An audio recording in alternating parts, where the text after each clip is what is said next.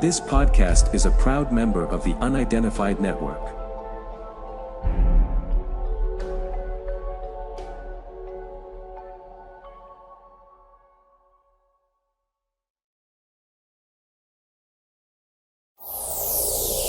On the Track is a web TV show about cryptozoology, natural history, green issues and whatever else the team feel like making up as they go along. Enjoy! So what's in today's show, Mr. John?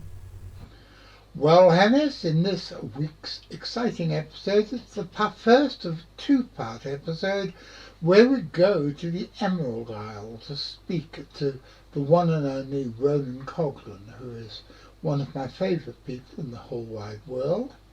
And we're going to be talking about a legendary Irish water monster. But look at this. Or this. Can you see my computer is automatically making the camera go up and down? And can you see that the camera is of better quality than it's ever been before? Do you know why?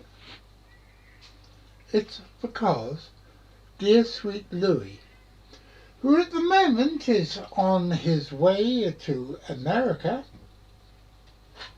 to do all sorts of exciting things, including looking at a lake monster in South Carolina, maybe even with our very own Katie Elizabeth, but he gave us this new camera and it's absolutely smashing and I am very, very pleased with it. And just in case I didn't make it clear when I was talking before, when I move like this, and I do quite a lot of bending and moving just now, more than ever, the camera, look at it, it's very clever, the camera follows me. So I no longer have to do this.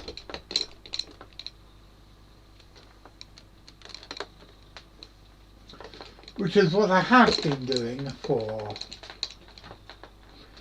far many more months than I like to admit.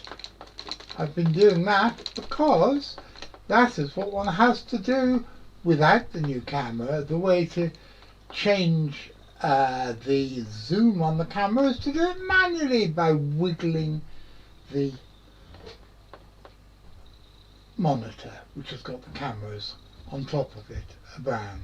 But now we don't do that and it looks absolutely smashing. Thank you very much, computer boy. I really like the old credits.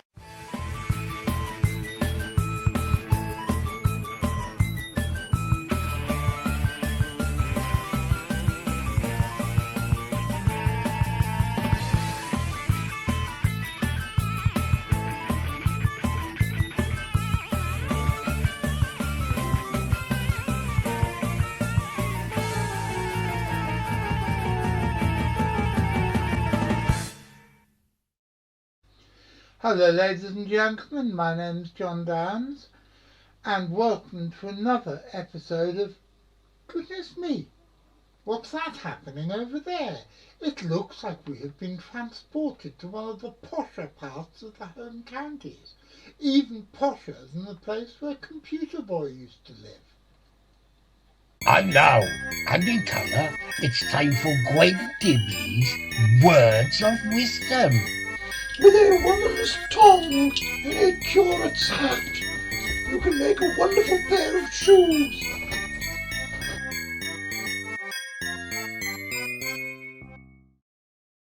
Well, I think we should try again. Hello ladies and gentlemen, my name's John Downs, I'm the director of the Centre for Fortean Zoology, and welcome to another episode of On the Track. Now, this week we have a very special show for you, but I want to introduce you to my guest co-host. Ladies and gentlemen, it's the one and only Mr. V. McCrinnan. Hurrah! Say hello to the boys and girls, V. McCrinnan. Hello to the boys and girls. See, he's doesn't get any better with age, unlike a fine wine. But I wouldn't know that anymore because I don't drink anymore. But I'm sure Mr. McCrinnan drinks. Do fine wines get better with age? I don't drink them. I just have the odd wheat dram. Now here is him showing off his Scottish heritage. We have a very special show for you today, but before we go any further, a message from, well, it's not from our sponsor, it's actually from V. Yeah, our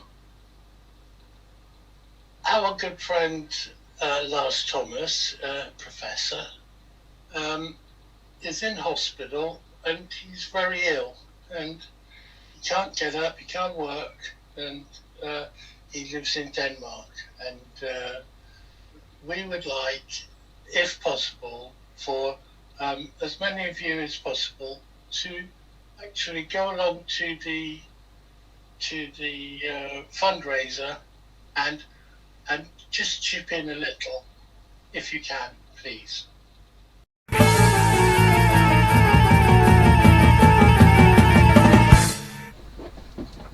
Hello ladies and gentlemen, my name's John Downs. I'm the director of an organisation called the Centre for Fortean Zoology, which is the largest mystery animal research group in the English-speaking world, and we like to think the best. We've been going now for over 30 years, and in those 3 decades we have sometimes carried out campaigns to try to raise money for equipment or for expedition expenses.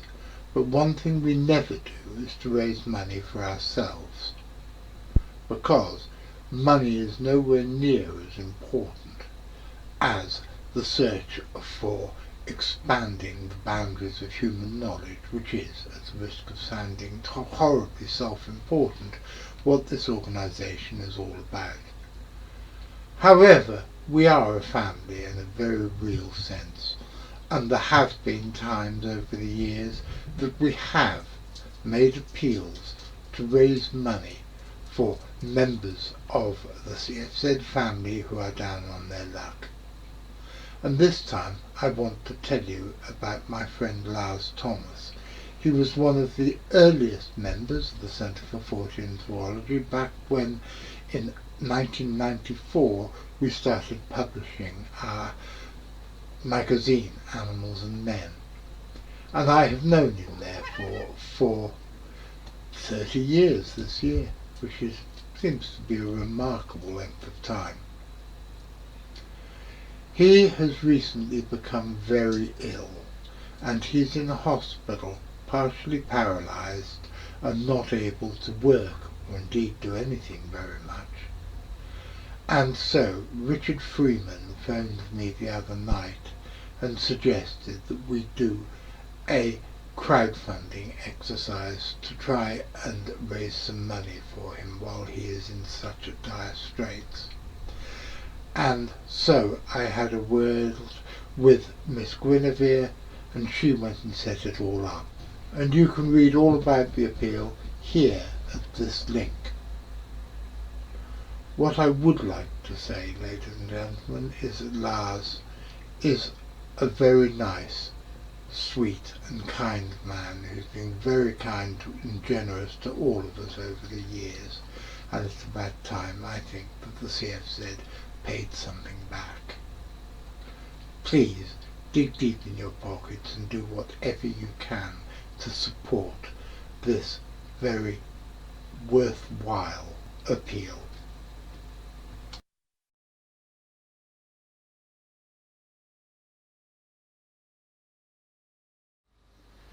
As I said just now, welcome to another episode of On the Track. And for those of you who don't know, and I hope there are some of you who don't know, because that means we're getting newbies every week, and not just the old bees. Is there a word, old bees, there, or am I just making it up again? Old bees? Yes, the opposite of newbies. Well, I've never heard it. I think you just invented it, but no reason why not, is there really? Well, not really. Yes, so where was I? I'm getting Oldies. oldies, yeah.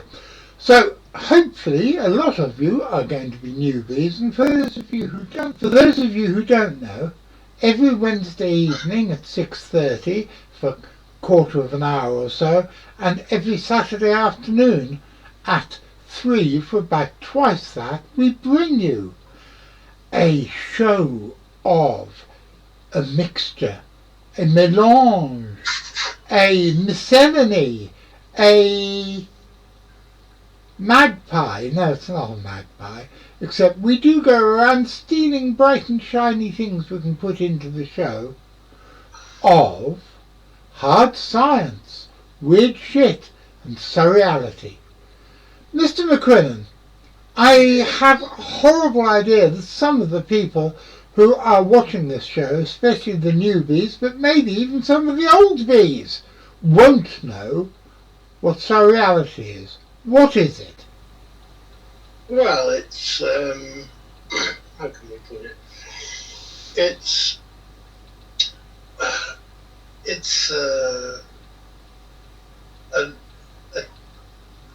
conceptual thing where things are portrayed in a realistic fashion, but they're too weird to be real.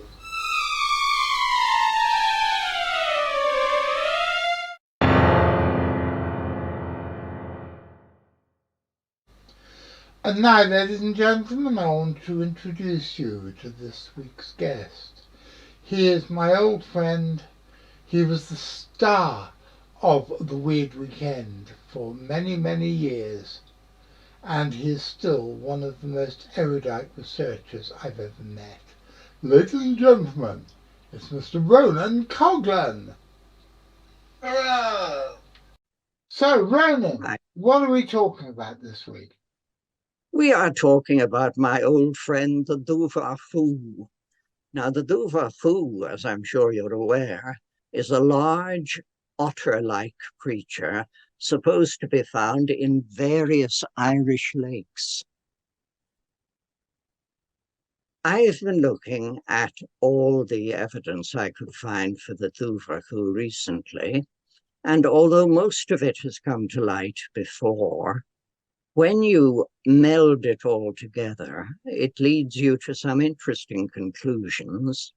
So I want to first of all explain about the Dobhar Chu to the assembled throng who are watching this, and then we'll see what conclusions I have reached.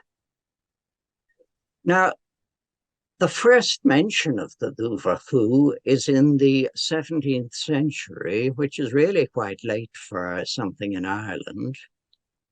An author, Roderick O'Flaherty, I always forget his name, writes of the Dobhar Chu. He says, first of all, he calls it an Irish crocodile, but there's nothing crocodilian about its features. He may have had only a vague idea of what crocodiles looked like. They're not frequently found in Ireland. He said there was a man going by the lake shore. He looked out into the lake and saw an otter-like head. He paid it scant attention. Otters were quite common in the west of Ireland, and this was in County Leitrim, which is heading northwest.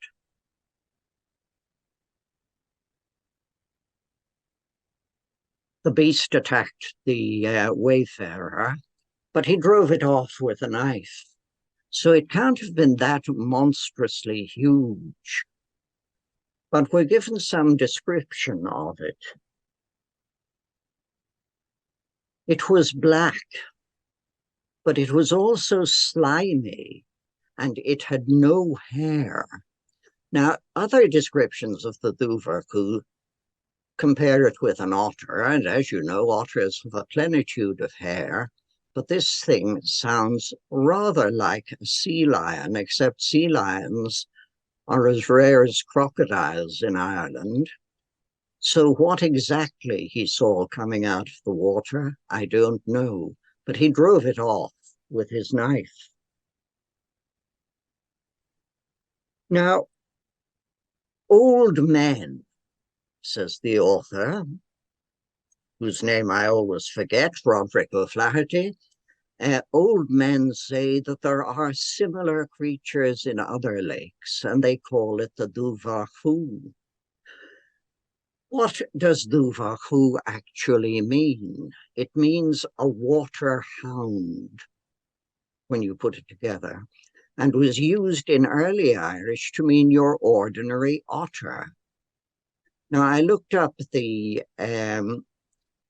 Royal Irish Academy Dictionary of Ancient Irish, and although they have Dobhar Chu listed as otter, meaning your plain and playful otter, there's no reference there to a monster of any kind. You have to go into modern dictionaries to find the listing of a monster. A supernatural beast, according to Deneen's dictionary, which was more or less the standard in the 1920s, and the word doesn't seem to appear at all in more modern dictionaries. So it seems that the people in early Ireland, if they saw any monster of a lutrine appearance, would just call it a Dobhar Chu, no matter how big it was. It's just an otter, in other words, they would say. Now, there was an incident when two men with a wolf dog had a fight with it. It jumped back into the water and swam away. It had clearly been no match for the wolf dog and the two men. This was about the same. Yes. One thing, Ronan, these days, a wolf dog is the popular name for a hybrid grey wolf and some domestic species. Was this actually a wolfhound? Now, this is an interesting question because I only have the English translation and I don't know what the word in Irish would have been. If it was foil fu, it could have meant a hybrid or it could have meant a very large dog. If it was a foilón, it would have been a wolf, pure and simple. Wolves were very plentiful in Ireland in the old days, but they should have been dying out about this time. I rather suspect it's a wolfhound, in fact, the large type of canid you get that was specially trained to attack and destroy wolves. But I cannot tell you with absolute certainty what kind of canid was on the other end of the leash when these two men encountered the Dobhar Chu. What's the chance we can get hold of the original Irish version of this? The fact of the matter is the source was written in English. I think there may be a copy of the source in Latin, but to get hold of it, I would have to go south to Dublin and go into the library of Trinity College. I don't think I could find a copy anywhere in Northern Ireland. There's probably a copy in the British Museum. I look into its availability and see, but I'm not sure just at present what kind of dog this was, or whether indeed it was a wolf-dog hybrid. This might be worth sticking Richard Muirhead onto it, because he does all sorts of things in the British Library. So he might... Well, if he goes there, I will send him details of the book's title and date of publication and other details. And indeed, I'll try looking it up in the catalogue of the British Library myself, because it's on the internet. And we'll see what we can find as a result of that. Brilliant. Anyway, There were various tales. Another one dealt with a man who was seized by the head by one of these creatures and had great difficulty in removing his head from its jaws. But again, it can't have been all that fierce or great in size if a man could actually get his head out of the beast's jaws. Generally, if, say, a tiger had got him, the head would have stayed firmly affixed in the tiger's mouth and would have satisfied the tiger for his evening meal. But the Dobhar Chu must have been somewhat smaller than your big cats, as it were. Now, a number of odd things cropped up when I was researching this. Gary Cunningham informed me that in some parts of the West, the Irish for the Dobhar Chu was Cúbán, which means a white dog. Now, this may have something to do with the fact that some people in the west of Ireland use the term Dobhar Chu to mean an albino otter, your ordinary-sized albino otter.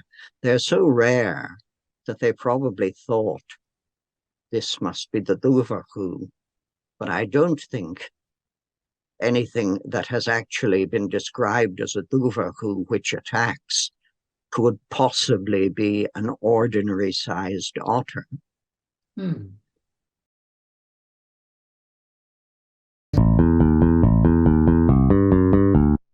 If you want to support us and help us make more content like these, please press like, subscribe, follow our Facebook page and check out our Patreon.